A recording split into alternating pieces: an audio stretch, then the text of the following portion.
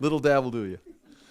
Well, hey, we are in Hebrews chapter 4 today, and we're talking about, we'll spend several weeks going over this, but it's going to be this topic called rest. A very important topic, and it's built on the ideal of first, there's going to have to be a promise that God is going to make, and then that promise is going to have to be believed. You're going to have to believe the promise. So by believing the promise, you're going to be able to enter into the rest.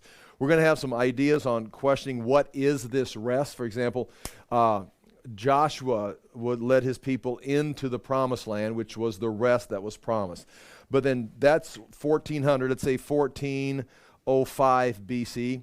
That generation between 1445 BC and the Exodus generation of 1405, they did not enter the rest because God promised them. He said, I'm going to take you, he even told Abraham 400 years before that, I'm going to take you to the promised land. And they came up out of Egypt. Moses led them with miracles, but they did not believe the promise, so they were not able to enter the rest or the promised land. So that is one aspect of it. Then 400 years later, like 1000 BC, David is going to be writing in Psalm 95.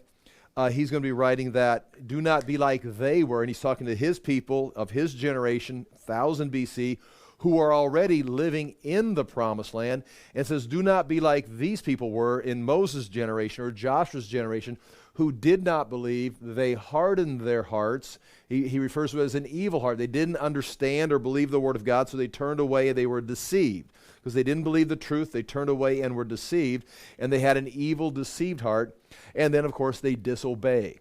And so they did not enter. He says, do not be like they were, but today, if you hear God's voice. Now again, this is going to be interesting. Voice